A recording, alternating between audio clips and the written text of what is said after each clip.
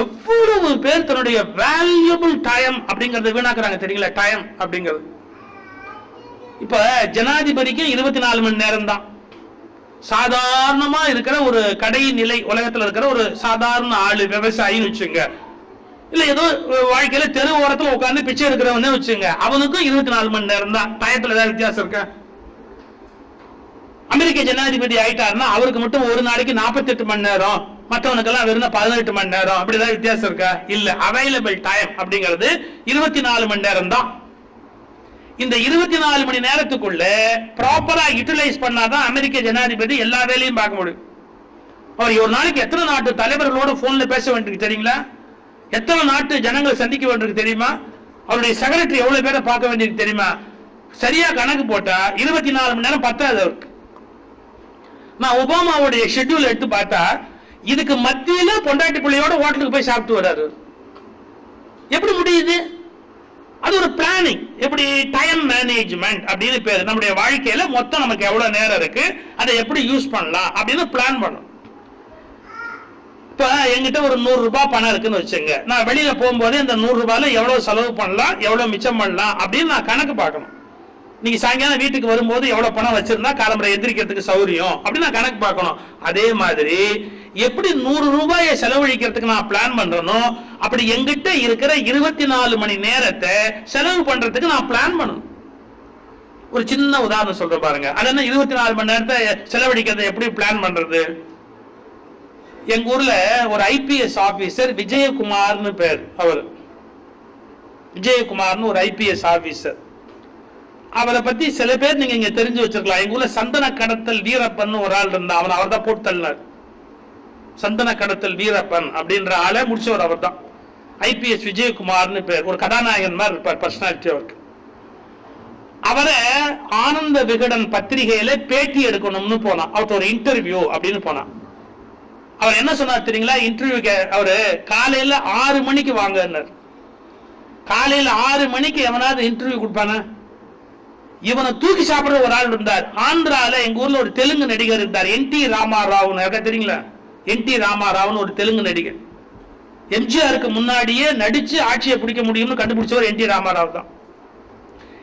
என்டி ராமாராவ்ட்ட நான் சொன்ன ஏவி மேயப்ப செட்டியார், அவர் மகன் ஏவிஎம் சரவணன் ஒரு படம் விஷயமா பேசணும், அவர்கிட்ட கால் ஷீட் கேட்கணும்னு போன் பண்ணி அவர் செக்ரட்டரிட்ட கேட்டாராம். இந்த மாதிரி நான் என்டி ராமாராவை பார்க்க வரணும், நான் ஏவிஎம் சரவணன் பேசுறேன் அப்படின்னு. மறுபக்கத்திலிருந்து பதில் வந்துதான், நான் என்டி ராமாராவ் தான் பேசுறேன். அவர் செக்ரட்டரி போன் எடுக்கல, அவரே எடுக்கிறார். நான் என்டி ராமாராவ் தான் பேசுறேன், என்ன விஷயமா பார்க்கணும் அப்படின்னாராம்.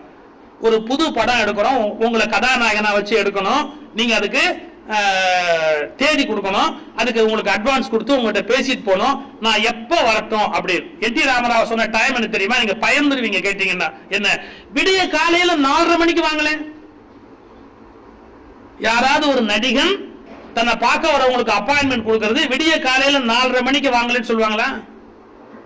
இவர் சரவணன் திருப்பி கேட்டாராம், சாயங்காலம் 4:30யா காலம்பர 4:30யா? ஏன்னா காலம்பர 4:30ங்கிறது பல பேர் பார்த்ததே இல்லை. அப்படி ஒரு நேரம் இருக்கணும்னு பல பேருக்கு தெரியுமே ஒழிய அது என்ன கரிகாலத்துல இல்லாமையா போயிடும். ஆனா காலம்பர 4:30ன்னு ஒண்ணு உண்டுங்கிறத கண்ணால பார்த்தவங்க ரொம்ப கம்மி உலகத்துல. ஏவிஎம் சரவணன் பயந்து போய் கேட்டாராம், ஐயா 4:30ங்கிறீங்களே, அது காலம்பர 4:30யா சாயங்காலம் 4:30யா? என்டி ராமராவ் சொன்னாராம், காலம்பர 4:30. இவர் ஏவிஎம் சரவணன் எந்திரிச்சு 3 மணிக்கெல்லாம் குளிச்சு கிழிச்சு ரெடி ஆகி என்டி ராமராவை பார்க்கறதுக்கு 4:30 மணிக்கு போனா. இதான் அதோட டாப். என்ன? அவர் எப்படி உட்கார்ந்து இருக்கிறார்? ஷூட்டிங் போறதுக்கு மேக்கப் போட்டுக்கிட்டு உட்கார்ந்து இருக்காரு. 4:30 மணிக்கு ஷூட்டிங் போறதுக்கு மேக்கப் போட உட்கார்ந்து இருக்கிறாரா. இவர் அப்படியே திடுக்கிட்டு போய், என்னங்க மேக்கப் போட இருக்கிறீங்க, உங்ககிட்ட பேசிட்டு ஒரு 5 நிமிஷத்துல புறப்பட்டு ஷூட்டிங் போறேன், 5 மணிக்கு ஷூட்டிங் நேரம் காலையில. அப்ப என்டி ராமாராவெல்லாம் எப்படி மேல வந்தாருன்னு தெரியுதா? காலை நேரத்தை அவங்க பயன்படுத்துறாங்க, வேஸ்ட் பண்ணக்கூடாதுன்னு கொள்கை வச்சிருக்கிறாங்க. எங்க ஊர்ல சில பேர் எந்திரிக்கும் போது எங்களுடைய செய்தி அப்பெல்லாம் வந்து சரோஜ் நாராயணசாமின்னு ஒரு அம்மா ரேடியோல வாசிப்பாங்க. செய்திகள் வாசிப்பது சரோஜ் நாராயணசாமின்னா 7:15 மணின்னு அர்த்தம். சில பேர் சரோஜ் நாராயணசாமி ஃப்ரெண்டு, அவங்க குரல் கேட்டா தான் எந்திரிப்பான். வேற யார் குரல் கேட்டாலும் அன்னைக்கு முழுக்கவே கூட தூங்குவான். அது 7:30, 8, 8:30 இதெல்லாம் பல பேர் காலம்பரை எந்திரிக்கிற நேரம். ஆனா வாழ்க்கையில் மிகப்பெரிய இடத்தை பிடித்தவர்கள் எல்லோரும் எழுந்த நேரம் காலை 4:30, 5. நான் உங்களுக்கு தயவுசெய்து புத்தி சொல்றேன்னு நினைச்சிடாதீங்க. ஃபர்ஸ்ட் நீங்க அதை என்ஜாய் பண்ணி என்னைக்காவது ஒரு நாள் பாருங்க. ஒரே ஒரு நாள் 4:30 மணிக்கு நீங்க வெளியில வந்து ஒரு மொட்டை மாடி இருந்தா அல்லது ஓப்பன் ஸ்பேஸ் இருந்தா ஒரே ஒரு நாள் ஒரு 4:30 மணிக்கு வெளியில வந்து 2 கையை கட்டிட்டு வெறும் அந்த காலை பொழுத கொஞ்சம் ரசிச்சு பாருங்க. அந்த காலை பொழுதுங்கிறது எவ்வளவு சுகமானது அப்படின்னு விடிய காலம் 4:30ங்கிறத ஒரு நாள் ரசிச்சு பாருங்க. அப்புறம் உங்களால அதை விட முடியாது. ஏன் தெரியுங்களா? இங்க இருக்கிற நீங்க யாராவது ஒரு பூ பூத்த காட்சியை பார்த்திருக்கீங்களா? ஒரு பூ அப்படி பூத்துக்கிட்டே வர காட்சியை. இந்த மாலை ரொம்ப அழகா இருக்குங்க. இது என் கல்யாணத்துக்கு போட்டிருந்தா இன்னும் நல்லா இருக்கும். இது போட்ட போது அவ பக்கத்துல இல்லையேன்னு ரொம்ப வருத்தமா இருக்கு. அவ பக்கத்துல இருந்தா வேற மாதிரி வருத்தம் இல்லாம இருக்கும், அது வேற. இந்த பூ எவ்வளவு அழகா இருக்கு பாருங்க. எவ்வளவு அழகான மாலை. இந்த பூ காலையில பூக்கும் போது நீங்க பாத்தீங்கன்னா அந்த பூ பூக்கிறத எப்பாவது ரசிச்சு பாருங்க. ஒரே ஒரு நாள் எனக்காக ஏதோ இந்தியால இருந்து வந்து ஒருத்தர் என்னமோ சொல்லிட்டு போறானே அப்படின்னு ஒரு நாள் விடிய காலில் எந்திரிச்சு ஒரு பூ எப்படி பூக்குதுன்னு வெறும் சிம்பிள் அப்சர்வேஷன் நீங்க பூவை பாருங்க.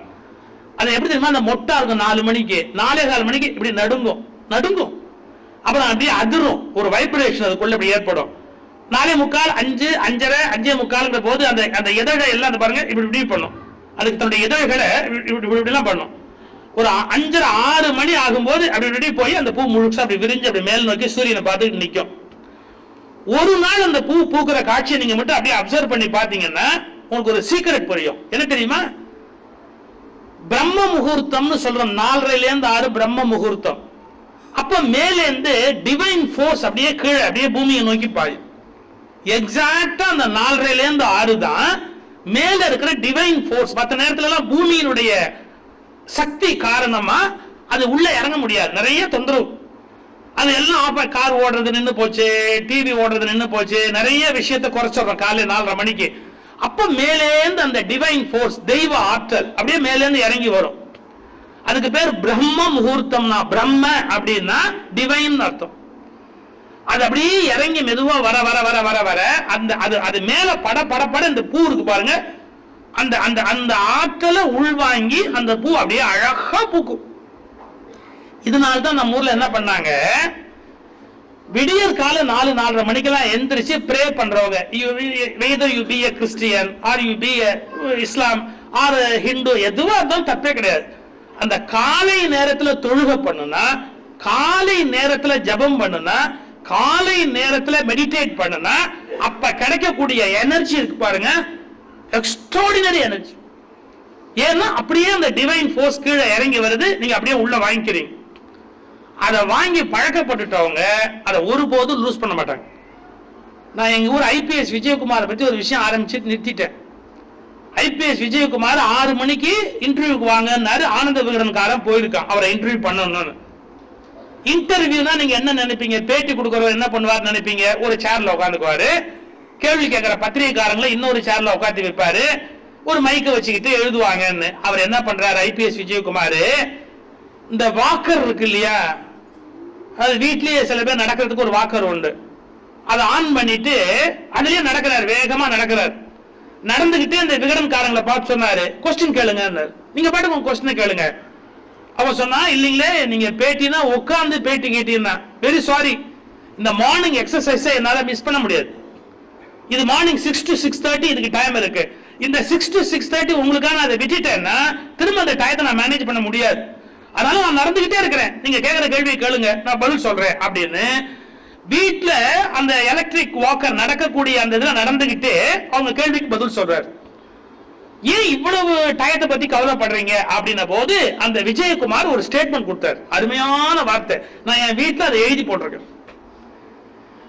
நான் அதிகாலை எழுந்து விட்டால் பாருங்க, அந்த நாள் என் பாக்கெட்டில் இருக்கிறது.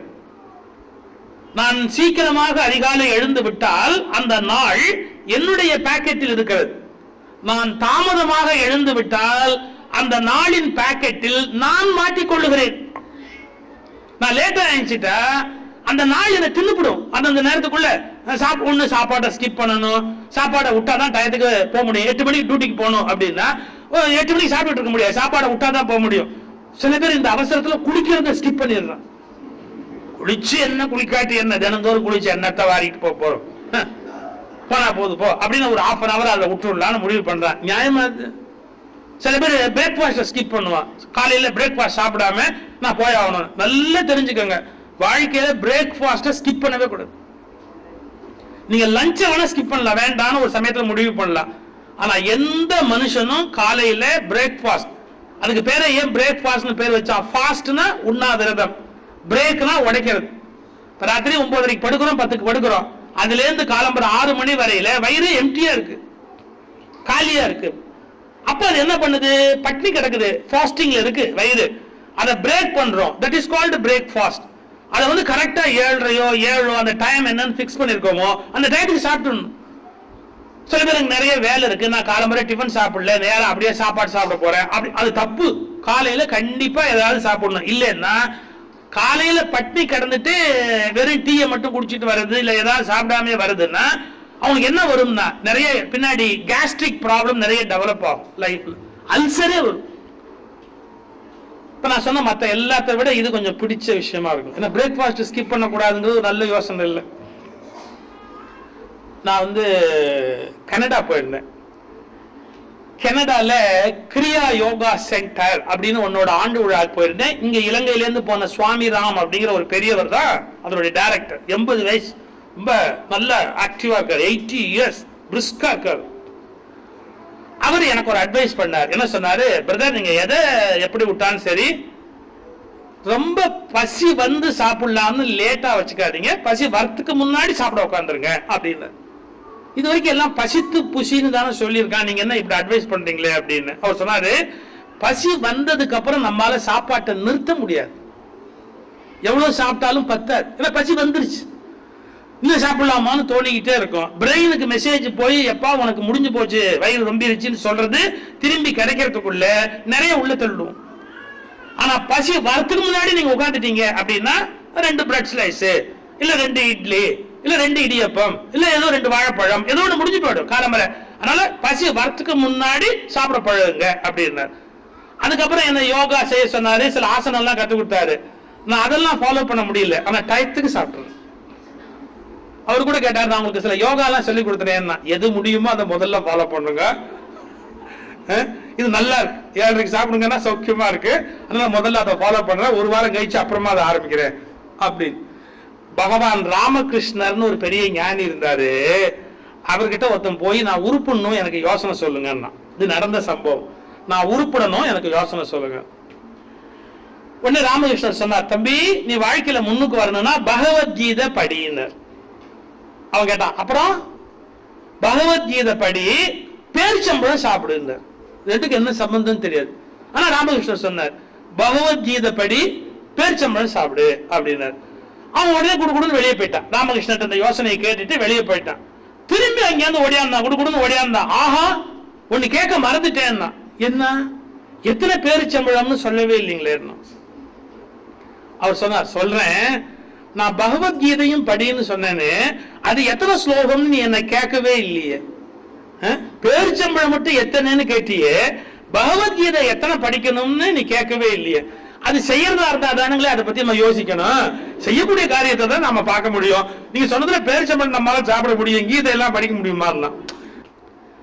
நான் சந்தோஷமா பேசினாதான் நீங்க அப்பவே சந்தோஷமா கேட்பீங்களான்னு தெரியாது. நானே அழுது வழிஞ்சுக்கிட்டு, கேட்டா கேளுங்க, கேட்காம கேடு கேட்டா எனக்கு என்னன்னு பேசினா ஆறு கேட்பான்? கேட்கிறவங்க கேளுங்கப்பா, கேட்காதவங்க எக்கேடு கேட்டா எனக்கு என்னன்னு ஆரம்பிச்சா அதுக்கு பேச்சுனா பேரு. நீங்கெல்லாம் நல்லா இருக்கணும் அப்படின்ற எண்ணம் என் மனசுல இருக்கணும், எல்லாரும் நல்லா இருக்கணும் அப்படின்னு.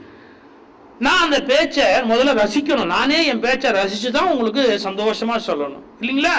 நான் என் பேச்சை வெறுத்துக்கிட்டே பேசினேன்னா அது நல்லா இருக்குமா? வெறுத்துக்கிட்டே சமைச்சா சாப்பாடு நல்லா இருக்குமா? வெறுத்துக்கிட்டே வேலை பார்த்தோம்னா அந்த வேலை நல்லா இருக்குமா? அப்ப முதல்ல என்னன்னா, நாம் என்ன வேலை பார்க்கிறோமோ அதை நேசிக்கிறதுக்கு பழகணும். Love your job. என்ன வேலையாவனா இருக்கலாம், அதை நம்ம நேசிக்க. ஒரு சம்பவம் சொல்ற பாருங்க, நம்ம பார்க்கிற வேலையை நம்ம ஏன் நேசிக்கணும் அப்படிங்கிறது. ரொம்ப வெறுப்போட கோபத்தோட ஆத்திரத்தோட ஒரு வேலையை செஞ்சோம்னா அந்த வேலை எப்படி சரியா இருக்க முடியும்? இந்த பிளேன்ல எல்லாம் ஏர்போர்ட்டுக்குள்ள வர்றவங்க யாரு பயணம் பண்றவங்க படபடப்பா தான் வருவாங்க. எத்தனை தடவை பயணம் பண்ணவங்க கூட கொஞ்சம் நிதானமா இருக்க மாட்டாங்க. அவங்களுக்கு ஏதோ ஒரு பயம் இருக்கும், நம்ம மிஸ் பண்ணிட்டோமோ, ஃபிளைட் லேட் ஆயிடுமோ, நம்ம வந்து ஏதாவது லக்கேஜ் ஏதாவது விட்டுடுவோமோ, அப்புறம் உறவுகளை விட்டுட்டு போறோம், திரும்ப எப்ப பார்ப்போமோ, இப்படி ஏதாவது ஒரு படபடப்பு இருக்கும். ஃபிளைட் ஏர்போர்ட்ல டிக்கெட் செக்இன் பண்ண வர்றவங்க 90% படபடப்பா இருப்பாங்க. ஏன்னே தெரியாது. அந்த கவுண்டர்ல வந்து ஸ்மூத்தா வந்தவங்களை குட் மார்னிங் சொல்லி பிளசண்டா பீஸ்ஃபுல்லா பேசக்கூடியவங்க இருந்தாதான் இவங்களுடைய படபடப்பு தனியும். சில பேர் இவனை விட ஆத்திரம் முடிச்சவங்க உட்காந்துருப்பான். இவெல்லாம் எதுக்கு வெளிநாடு போறான், இவன் போய் என்னத்தை வெட்டி முடிக்க போறான். அது இன்னும் சில பேர் இவன் போறான் நாம போக முடியலையே, இங்கேயே உட்காந்து டிக்கெட்டை கொடுத்துக்கிட்டே இருக்கிறமே ஒழிய இந்த பையன் போயிட்டு வரான் நம்ம போக முடியலையே. இந்த மாதிரி கோளாறு பிடிச்சவன் 4 பேரை உட்காந்துருப்பான். இவன் என்னமோ படபடப்பா பேசிட்டான். யாரு வந்த இந்த கஸ்டமர் கொஞ்சம் படபடப்பா பேசிட்டான். இதெல்லாம் ஏன்பா வேலை பார்க்கறேன் அப்படின்னா கொஞ்சம் ஸ்லோவா சில பேர் வேலை பார்ப்பாங்க. அவங்களுடைய நேச்சர் பாவம் கொஞ்சம் ஸ்லோவா. இவனுக்கு இருந்த படபடப்புல ஃபாஸ்டா பாரு, என்ன ஸ்லோவா வேலை பார்க்கற நீ, என்னது நீ அதுக்கு வேலை பார்க்கற, உனக்கு எவன் சம்பளம் கொடுக்குறான் அப்படின்ட்டா. இது இந்த கஸ்டமருக்கு வேண்டாத வேலை. எப்பவுமே கொஞ்சம் கூடுதலா பேசுறது அப்படிங்கிறது தப்பு. நம்ம பேச வந்த விஷயத்தை மட்டுமே பேசணும். இப்ப சில பேர் சொல்லுவாங்க, சில பேருக்கு புத்தி சொல்லும் போது, பிரதர் இது கொஞ்சம் கிளீனா வச்சுங்க, அதோட முடிஞ்சு போச்சு, உனக்கு அறிவு இருக்க, அதான் தப்பு. ஏன் அவன்கிட்ட இருக்கும் இல்லாம இருக்கும். இன்னும் ஒரு கஷ்டம், ஒருத்தரை பார்த்து அறிவு இருக்கான்னு கேட்டு அவன் சொல்லுவான், ஏன் உங்களுக்கு கைமாத்தா ஏதாவது வேணுமா, இப்போ உங்களுக்கு ஷார்டேஜா இருந்ததுன்னா வேணா என்கிட்ட வாங்கிக்கோங்க, அப்புறம் உங்களுக்கு எப்ப கிடைக்குதோ சர்ப்ரைஸ் அப்ப வேணா கொடுத்துருங்களேன். ஒரு 100 ரூபாய் இருக்கா அப்படின்னு கேட்டா என்ன அர்த்தம், அவன்கிட்ட இல்ல நம்ம கிட்ட கேட்கற. அது மாதிரி அறிவு இருக்கான்னா அவன்கிட்ட இல்லையா. அதனால நம்ம சொல்ல வந்த மெசேஜை மட்டும் சொல்லணும், ஒரு வார்த்தை கூட பேசக்கூடாது. எங்க ஊர்ல பஸ்ல போகும்போது சில பேரு இடிச்சான்னு வச்சுங்க, பஸ்ல ஒரு பிரேக் போட்ட உடனே இடிச்சான்னு வச்சுங்க, உங்க அப்பா விட்டு பஸ் இது கொஞ்சம் டூ மச் இல்ல. உடனே அவங்க கேட்பான், ஏன் அப்ப உங்க அப்பா விட்டு பஸ், 2 அப்பனுமே செத்து மேல போயிட்டான். அவன் எதுக்கு இங்க அனாவசியமா பிடிச்சி பம்பு கொடுப்பாரு, இந்த பஸ்ல இவனுங்களே போக முடியல, இவங்க அப்பனை வரை எடுத்து விட்டான், உங்க அப்பா விட்டு பஸ் அப்படின்னு. ஏன்டா இடிக்கிற அப்படி, ஏன்டா இடிக்கிற அப்படின்னா அவன் ரொம்ப ஆசை, பிரேக் போட்ட மேல படாம இருக்க முடியும், அப்படி இடிக்காம வரணுங்கிறவங்க எல்லாம் கார்ல போக வேண்டியது தானே அவன். உடனே அவன் சொல்லுவான், கார்லாம் ஒண்ணும் இல்லாம இல்ல, உங்களை மாதிரி இல்லாத நாய் இல்லம்மா. டேய் யார நாயின்னு, யார நாயின்னு அப்படின்னு நாய் மாதிரியே விழுவான் அவன். அது வரைக்கும் கரெக்டா தான் இருந்தான். இந்த நாயின உடனேயே ஜஸ்ட் நாய் மாதிரியே நடந்து போவான். அவன் மூஞ்சி கிஞ்சி எல்லாம் அப்படியே மாற ஆரம்பிக்கும். அது ஒரு மந்திர சொல், சொன்ன உடனே அவன் அதுவா மாறிட்டான் பாருங்க. இதெல்லாம் எவ்வளவு கடுமை தெரியுங்களா. 2 மனுஷன் சந்திக்கிற இடத்துல பிரச்சனை வராம இருக்குமா சார்? 2 மனுஷன் போறோம், என்னமோ ஒரு பிரச்சனை வரத்தான் செய்யும். அப்ப என்ன பண்ணணும், சாஃப்டா எப்படி ஹேண்டில் பண்றது, ஜென்டலா எப்படி ஹேண்டில் பண்றது, ஒருத்தர் காயப்படுத்தாம எப்படி போறது அப்படின்னு ஒரு சம்பவம் சொல்ற பாருங்க. நான் இன்னும் அந்த ஏர்போர்ட் சொல்லி முடிக்கல, நான் வர்றேன், எனக்கு இன்னும் நல்ல வேலை மறதிக்கிறதுலாம் வரல, வருவேன். ஒரு நான் வெஜிடேரியன் ஹோட்டல் சார், அசைவ ஹோட்டல், நான் வெஜிடேரியன் ஹோட்டல். ஒருத்தன் சாப்பிட வந்தான், வந்து உட்கார்ந்தான். அந்த சர்வர் பேரர் யார் வேணா வச்சுங்க, பரிமாறுகிறவர் அல்லது ஆர்டர் எடுத்துக்கிறவர் எப்படி வேணா எடுத்து, அவரு வரலீங்க. இவனுக்கு ரொம்ப கோபம், பசியில வந்திருக்கிறான். அவன் வந்து இன்னும் ஆர்டரே எடுத்துக்கவே இல்லை. வந்து நின்னான் பாருங்க. நின்ன உடனே இவன் எரிச்சல்ல ஒரு கேள்வி கேட்டான். என்ன கேள்வி கேட்டான் தெரியுங்களா? மூளை இருக்க நான் வெஜிடேரியன் ஹோட்டல்ல இப்படி கேட்கலாம், ஏன்னா அது சாப்பிடுற ஐட்டத்துல ஒண்ணு. அவன் வேணும்னே அப்படி கேட்டான். என்ன அர்த்தம், லேட்டா வரியே உனக்கு மூளை இருக்கா அப்படின்னு ஒரு அர்த்தம். ஏன்னா அப்படி கேட்டேன்னா சாப்பிடறதுக்கு மூளை இருக்கான்னு தான் கேட்டேன்னு சமாளிச்சு சொல்லலாம். அந்த அர்த்தம் கேட்டான். மண்ண பல்ல கட்சி கேட்டான், மூளை இருக்கா? அந்த சர்வர் யமகாதகன். அவன் என்ன சொன்னான் தெரியுங்களா? சிரிச்சுக்கிட்ட, இது வரைக்கும் வந்த எல்லாருக்கும் இருந்ததுங்க, உங்களுக்கு தாங்க இல்லைங்க. அவன் அதை விட பிரமாதமா சால்வ் பண்ணிட்டான். என்ன அர்த்தம், ஸ்டாக்கு தீந்து போச்சுன்ற அர்த்தத்திலையும் சொல்லலாம், உனக்கு மூளை இல்லை அப்படிங்கிற அர்த்தத்திலையும் சொல்லலாம். இப்ப ஹியூமன் டெண்டன்சி என்ன, அவனை இவன் ஒரு குத்து குத்துனா அவன் பதிலுக்கு அவன் ஒரு குத்து குத்துவான். இந்த உலக இயற்கை. இப்ப நான் சொன்ன பாருங்க, ஏர்போர்ட்ல அவன் என்ன பண்ணா, ஒன்னுதான் என்னைய வேலைக்கு வச்சான் அப்படின்னா, யோ நீ சம்பளம் கொடுக்குற, என்ன எவ்வளவு வேலைக்கு வச்சாலும் கேட்கறிய, அனாவசியம் பேசாத அப்படின்னா. எங்க ஏர்லைன்ஸ் கவுண்டர்ல உட்கார்ந்து இருக்கிறவன் அப்படித்தான் பேசுவேன். எருமாடு மாதிரி வேலை பார்க்கற போச்சு. இப்ப இன்னும் அடுத்த வார்த்தை யூஸ் பண்ணிட்டான், எருமாடு மாதிரி வேலை பார்க்கற அப்படி. அவன் கவுண்டர்ல இருந்து அடிக்கிட்டான், என்ன நினைச்சிட்டு இருக்கிற எருமாடுன்னு சொல்லி, என்ன அர்த்தத்துல பேசுற அப்படின்னு. அவங்க சூப்பர்வைசர் மாதிரி ஒரு ஆள் அங்க நின்றுட்டு ஓடியாந்தார், பதறிக்கிட்டு ஓடியாந்தார். அவரு ஏர்லைன்ஸ் கவுண்டர்ல வந்திருக்கிற கஸ்டமர் கிட்ட இப்படிலாம் பேசினா என்ன ஆகுறது, அங்கிருந்து நேரா ஓடியாந்தவர் பார்த்தார். நகரு நகரு நகரு அப்படின்ட்டு, sir May I help you, what is the problem அப்படின்னார். உடனே அவர் சொன்னாரு, ரொம்ப லெத்தார்ஜிக்கா வேலை பார்க்கறாங்க, எருமாடு மாதிரி வேலை பார்க்கலாம் sir, don't use such words please அப்படிலாம் சொல்லிட்டு, சரி ரைட் ஓகே திரிச்சுக்கிட்டே பேசிக்கிட்டே. அவன் எப்பேற்பட்டாலும் அந்த வந்திருக்கிறவன் சாதாரணமான ஆள் இல்லை. இந்த சூப்பர்வைசரை பார்த்து சொன்னா, ஒன்னையும் பார்த்தா எருமாடு மேய்க்கிற மாதிரி தான் இருக்கு. அவன் எல்லாரும் ஏதோ கோபத்துல வந்திருக்கிறான், ஏதோ ஒரு ஆத்திரத்துல வந்திருக்கிறான், கண்ணா பின்னு பேசுறான். அவன் சிரிச்சுக்கிட்டே ஒரு மாதிரி சமாளிச்செல்லாம் பேசி ஒரு மாதிரி முடிச்சுட்டான், சிரிச்சியே பேசி அனுப்பிச்சிட்டான். அப்ப இந்த முதல்ல வேலை பார்த்தான் பாரு, அவன் வந்து சொன்னான், என்ன அவன் அந்த பேச்சு பேசுறான் மரியாதை இல்லாம, அவன் இழிச்சு இழிச்சு பேசிட்டு இருக்கிற அப்படின்னு. அவன் எப்பேற்பட்ட ஆள் பாருங்க. அவன் சொன்னான், அவன் இந்த கோவப்பட்டான்ல, ஆமா அவன் அமெரிக்கா போறான், அவன் லக்கேஜ் எல்லாம் ஆப்பிரிக்கா போகுதுன்னு.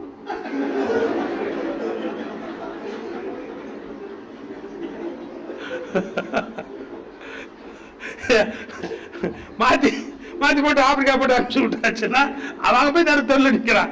அது நல்ல பழக்கம் இல்ல, அது அதை விட மோசமா. நேரில் திட்டவனாவது மன்னிக்கலாம், இந்த பழி வாங்குறான் பாருங்க, மறைமுகமா மனசுல வச்சுட்டு பழி வாங்குறான் பாருங்க, அவன் மோசமான ஆள்னு அர்த்தம். சில பேர் இப்படி ஸ்ட்ரைட்டா சில வார்த்தை சொல்லுவாங்க, நம்ம முதல்ல அவங்க பார்த்தோம் கோவப்படுவோம். ஆனா ஸ்ட்ரைட்டா பேசுறவங்களை விட சிரிச்சு சிரிச்சு பேசி நம்மளை கழுத்து இருக்கிறவன் அதை விட மோசமான ஆள்னு அர்த்தம். அது இன்னும் அடுத்த ஸ்டேஜ். அப்ப மனுஷன் எப்படி எப்படி நடந்துக்கணும்? நம்மளை யாரோ சீன்றாங்க, கோவப்படுத்துறாங்க அப்படின்னா அவங்கள பார்த்து நம்ம முதல்ல என்ன நினைக்கணும், பாவம் அவங்களுக்கு என்ன கஷ்டமோ தெரியல. இந்த தாட் யாருக்கா ஓடுமா? அவங்களுக்கு என்னமோ ஒரு கஷ்டம், எய்தர் பிபி இருக்கணும், குறைஞ்சபட்சம் பிபி இல்லாம இவ்வளவு கத்த முடியாது, பாவம் அவர் பிபி எல்லாம் கஷ்டப்படுறாரு. இல்ல அவர் ஒய்ஃப் வந்து டார்ச்சர் பண்ற பொம்பளையா இருக்கணும், அங்கெல்லாம் கத்த முடியலங்கிறதால இங்க வந்து கத்திக்கிட்டு இருக்கிறான்.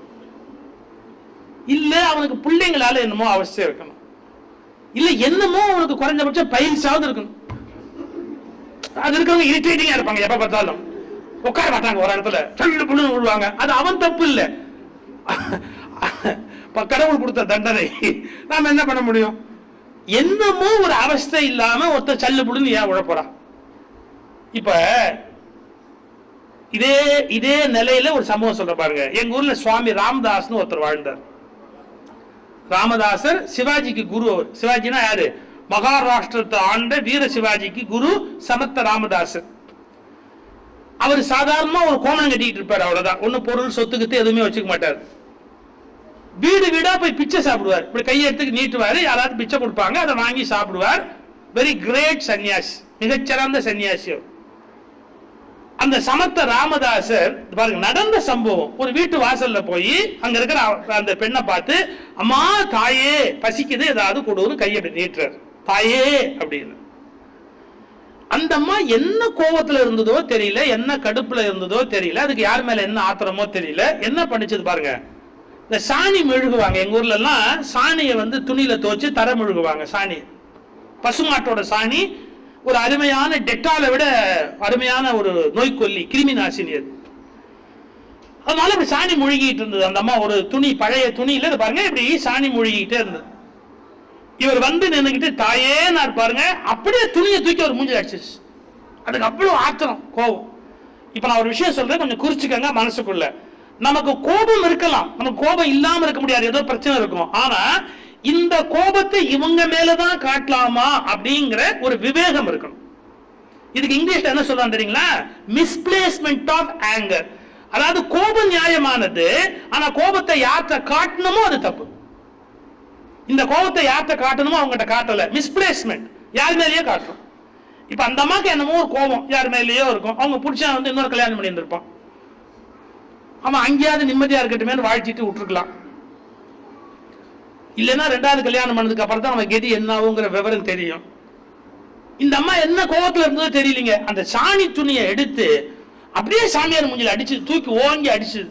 ஒரு சாமியார்னா என்ன பண்ணுவான்? நான் எவ்வளவு பெரிய சாமியார், என் மூஞ்சில சாணி துணியை அடிக்கிறிய, அவன் குடும்பம் நாசமா போட்டுன்ட்டா. அவன் சாமியார சமர்த்த ராமதாசர் இது பாருங்க, அப்படியே மூஞ்சில வந்து அந்த சாணி துடைக்கிற துணி அப்படியே பிடிச்சாரு, அப்படியே எடுத்தாரு. ஒண்ணுமே சொல்றாரு. அவர் பாட்டுக்கு போயிட்டார், அந்த வீட்டை விட்டு போயிட்டார். அதை போய் முதல்ல காய வச்சார். அவர் இருக்கிற இடத்துல காய வச்சார். காய வச்சுட்டு அந்த துணியிலேருந்து நூல் நூலா பிரிச்சு எடுத்தார். ஒவ்வொரு நூலா பிரிச்சார். ஒவ்வொரு நூலா பிரிச்சுட்டு எவ்வளவு பண்பு பாருங்க. ஒவ்வொரு நூலா பிரிச்சுட்டு அதை அப்படியே திரியா திரிச்சார். எல்லாத்தையும் மொத்தமா சேர்த்து ஒரு திரியா திரிச்சார். திரிச்சு கோயில்ல போய் அவர் என்ன வேண்டிக்கிட்டார் தெரியுமா? பகவானே, அந்த அம்மாவுக்கு என்ன கஷ்டமோ தெரியல, ஒரு கோபத்துல என் மேல அடிக்கிறாங்கன்னா அவங்களுக்கு என் மேல ஒன்னும் கோபம் கிடையாது, நான் எந்த கெடுதலும் அவங்களுக்கு பண்ணல. அப்ப அவங்க என்னமோ ஒரு கஷ்டத்துல இருக்கிறாங்க, ஒரு வேதனையில் இருக்கிறாங்க. அது என்ன கஷ்டமா இருந்தாலும் இறைவா அந்த கஷ்டம் நீங்கணும். அந்த அம்மா கோயில்ல வந்து விளக்கேத்துனா அந்த கஷ்டம் நீங்கலாம். அவங்களுக்கு வரத்து கூட முடியல, அதனால அங்க இருக்கிறாங்க. நான் அவங்களுக்காக இந்த விளக்கை ஏத்துறேன். ஏன்னா இந்த துணி அவங்க கொடுத்தது, இதை நான் அவங்களுக்காக இந்த விளக்கை ஏத்துறேன். கடவுளே, அவங்க கஷ்டத்தை நீக்கி அவங்கள சந்தோஷமா வச்சிருக்கணும். இப்படி பார்க்க முடியுமா? ஒண்ணு நீங்க யோசிப்பீங்க, அப்ப எங்களெல்லாம் சாமியாரா போ அப்படிங்கிறியா? அப்படி அர்த்தம் இல்லை. யாராவது கோவப்பட்டா என்ன அர்த்தம் அப்படின்னா, நம்ம கிட்ட ஒரு மாதிரி ரூடா பேசினா என்ன அர்த்தம்னு கேட்டா, அவங்க என்னமோ உடல் நலமோ மனநலமோ பாதிக்கப்பட்டிருக்கிறாங்க. அவங்களுக்காக நம்ம ப்ரே பண்ணலாம், ஒன்றும் தப்பு கிடையாது. சார் அவங்க நல்லா இருக்கட்டும் அப்படி நம்ம வாழ்த்தணும்னா 2 நிமிஷத்துல அவங்க கோவம் போயிடும். உடனே அவங்க ஐ எம் சாரி, நான் அவங்களுக்கு கொஞ்சம் கடுமையா பேசிட்டேன்ல, ஐ எம் வெரி சாரி அப்படின்பா. அந்த ஒரு பொறுமை